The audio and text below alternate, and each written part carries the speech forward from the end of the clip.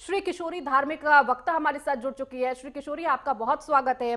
दिशा वर्मा और लक्ष्य वर्मा भजन गायक है, दोनों ही वो हमारे साथ इस वक्त नेटवर्क 10 पे जुड़ चुके हैं। आप दोनों का बहुत स्वागत है और आप दोनों को बहुत बहुत बधाई, क्योंकि अब जो 22 जनवरी का इंतजार है वो धीरे धीरे खत्म हो रहा है। इंतजार जो है उसकी शुरुआत भी हो चुकी है, क्योंकि अब आज से महाअनुष्ठान शुरू हो चुका है। लौटूंगी आप दोनों के पास। हमारे साथ श्री किशोरी जी भी जुड़ी हुई है। श्री किशोरी, आप इतनी छोटी है लेकिन उसके बावजूद देखिए धर्म की इतनी जानकारी आपके पास है।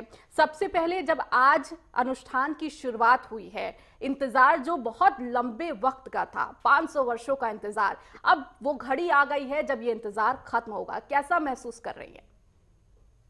मुझे बहुत अच्छा और बहुत खुशी कि राम जी रहे हैं इतने इंतजार के बाद। तो आप सभी लोगों को जय श्री राम। और आप दोनों ने भी बहुत अच्छा भजन गाया, मुझे बहुत आनंद आया। और भगवान श्री राम की कृपा हम सभी लोगों पर हमेशा बनी रहे। तो जब चैत्र मास के शुक्ल पक्ष की 9वीं तिथि में जिनका जन्म हुआ, उन्हें हम प्रभु श्री राम कहते हैं। और प्रभु का जन्म होने के बाद जब उनकी नामकरण की बारी आई जी, तो ऋषि वशिष्ठ जी ने राजा दशरथ से कहा कि जो आनंद सिंधु सुख राशि, सी करते त्रैलोक सुपासी, सो सुख धाम राम अस नामा, अखिल लोक दायक विश्रामा। अर्थात जो आनंद के सागर हैं, जो आनंद की राशि है, जिनके केवल नाम मात्र से, जिनके केवल अंश से तीनों लोगों को प्रसन्नता मिल जाए, जो आनंद के धाम है। दशरथ जी, आपके सबसे बड़े पुत्र का नाम राम है, तो राम नाम में ही इतना आनंद है कि तीनों लोगों को प्रसन्नता मिल जाए, आनंद मिल जाए। और हम सभी लोग भगवान श्री राम के भक्त हैं, उनकी पूजा करते हैं, उनको बहुत मानते हैं, जो कि बहुत अच्छी बात है। लेकिन हम एक छोटी सी गलती कर देते हैं कि हम भगवान राम को तो मानते हैं, लेकिन हम भगवान राम की नहीं मान पाते। हम भगवान राम की पूजा करते हैं, लेकिन उनके गुणों को हम अपना नहीं पाते। बिल्कुल। हाँ जी। और जब से हम ये करना शुरू कर देंगे, जो राम जी हमें सिखाते हैं, अगर वो हम अपने जीवन में लाना शुरू कर देंगे, तो उसी दिन हम सच्चे राम भक्त कहलाने लगेंगे।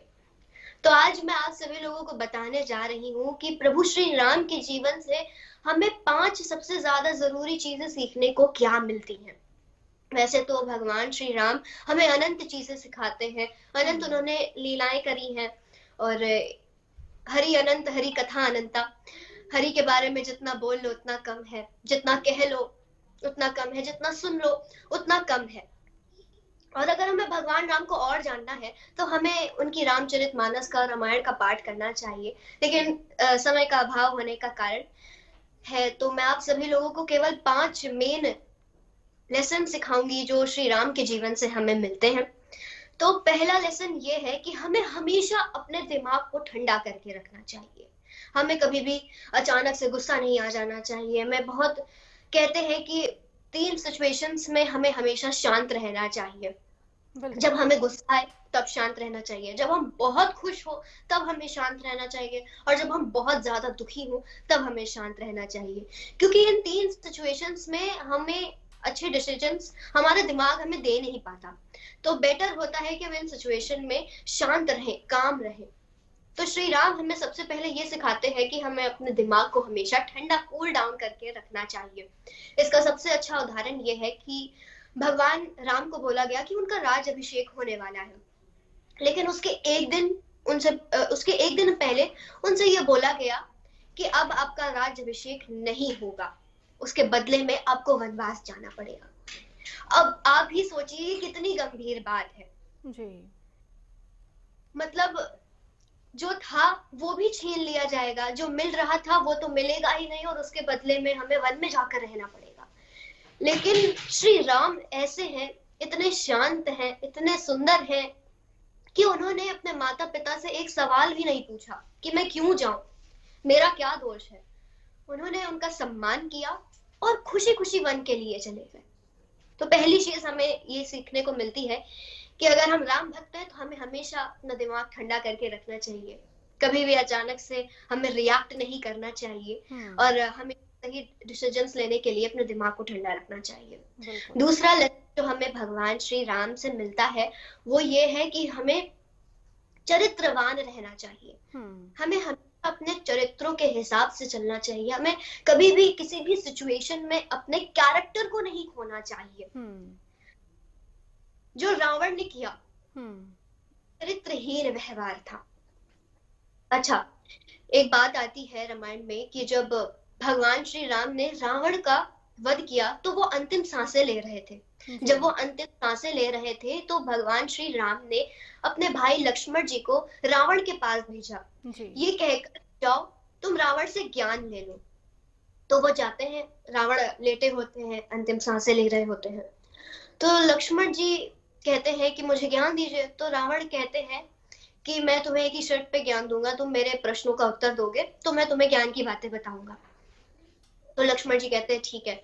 तो रावण पहला प्रश्न ये पूछते हैं कि बताओ मेरी हार की क्या वजह है। भाई मेरे इतने सारे सैनिक हैं, इतनी बड़ी सेना है, मुझे त्रिलोक विजेता कहा जाता है, लेकिन मैं एक साधारण सी रीछ और वानरों की सेना से मैं हार कैसे गया।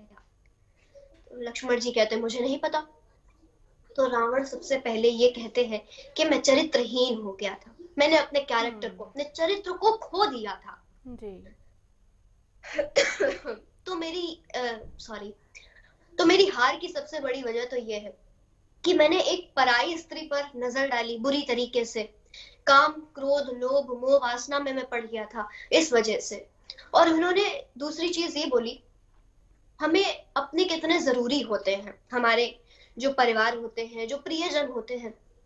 ये कहा जाता है कि अगर हमारे पास इस संसार का, इस ब्रह्मांड का कोई भी सुख क्यों ना हो, लेकिन अगर हमारे साथ हमारे अपने नहीं है तो हम वो सुख नहीं भोग सकते। बिल्कुल जी बिल्कुल सही कहा श्री किशोरी आपने कि किस तरह से वो खूबियां जो आप बता रहे थे, मैं आपको यहाँ पर रोक रही हूँ, लेकिन 3 और जो खूबियां हैं वो आपसे जरूर जानूंगी। लेकिन इसके साथ ही हमारे साथ एक और खास मेहमान जुड़ चुकी है, एकता भटनागर, जो कि समाज सेवी है, वो भी हमारे साथ जुड़ चुकी हैं। और आपकी बात को मैं पूरी करूंगी श्री किशोरी की, ताकि आप जनता तक वो बात पहुंचा सके कि वो श्री राम से क्या सीखे।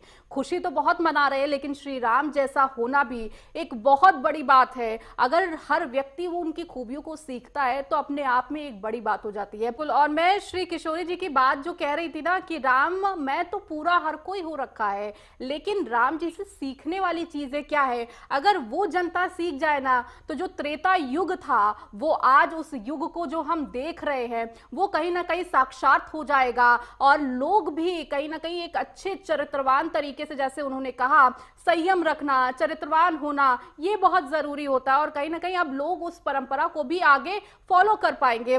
हमारे साथ लगातार श्री किशोरी जुड़ी हुई है। श्री किशोरी, आप जिक्र कर रही थी किस तरह से सीखना चाहिए हमें श्री राम से। 3 गुण बाकी रह गए, हम चाहते कि वो भी पूरा करें। और इसके साथ ही जो बार बार मैसेज जा रहा है कि अब त्रेता युग का देखने का वक्त आ गया है, लेकिन इस त्रेता युग में किस तरह से और कुछ सीखना है, क्योंकि आप भी परिवार की बात कर रहे थे कि परिवार भी साथ होना चाहिए और कहीं ना कहीं अपने चरित्र को भी बना के रखना चाहिए, उसमें किस तरह से ऐड ऑन किया जा सकता है? जी, तो अभी तक हम लोगों ने ये सीखा कि छोटी छोटी बातों पर परेशान नहीं होना चाहिए। उनका राज अभिषेक नहीं हुआ तो वो परेशान नहीं हुए, और हमें कभी अपने चरित्र को नहीं खोना चाहिए। अपने कुछ रूल्स होते हैं उनको फॉलो करना चाहिए। तीसरा लेसन श्री राम हमें जो सिखा रहे हैं वो है कि हमें हमेशा अपने रिश्तों को महत्व देना चाहिए। अपने रिश्ते आसानी से नहीं तोड़ने चाहिए। हमेशा प्यार से संबंध सबसे बनाना चाहिए, सबसे अच्छे से बात करनी चाहिए।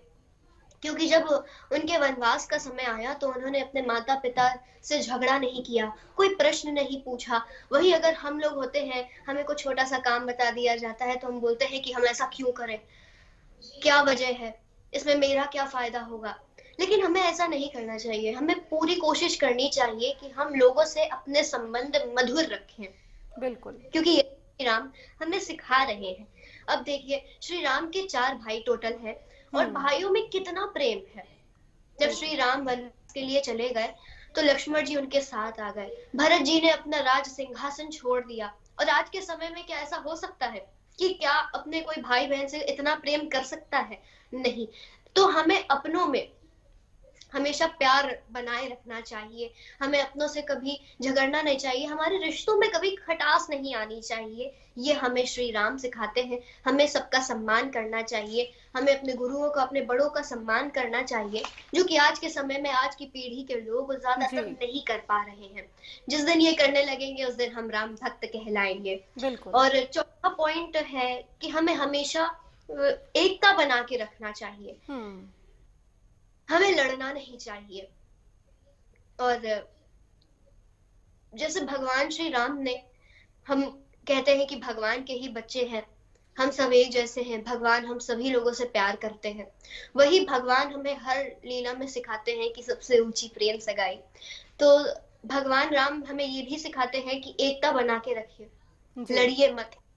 अपने अपनों को तो अपने पास ही रखिए, लेकिन जो हमारे नहीं है, जो अनजान लोग हैं, उनसे भी हमें एकता बनाकर रखनी चाहिए। अब भगवान राम राज परिवार से हैं, तो उनको केवट को गले नहीं लगाना चाहिए था, वो नहीं लगा सकते थे केवट को गले, लेकिन हम्म। उन्होंने लगाया। उन्होंने शबरी के झूठे बेर भी खाए। क्यों खाए? ये बताने के लिए हम लोगों को कि ऊंच नीच जो हम लोग आजकल लड़ते हैं जात पात के लिए, वो नहीं करना चाहिए। बिल्कुल। एकता बना के रखनी चाहिए। जो आजकल हम छोटी छोटी बातों पर लोगों से दूर होने लगते हैं, चिढ़ने लगते हैं, वो हमें नहीं करना चाहिए। भगवान श्री राम ने एक युद्ध जीत लिया। कैसे? एक रीछ और और वानरों की सेना के साथ। क्या ये संभव हो सकता है आज के समय में? नहीं हो सकता है। तो एकता हमें बना के रखनी चाहिए, चाहे वो संसार का कोई भी जीव क्यों ना हो। और पांचवा लेसन जो हमें श्री राम सिखाते हैं वो ये है कि हमें हमेशा विनम्र रहना चाहिए।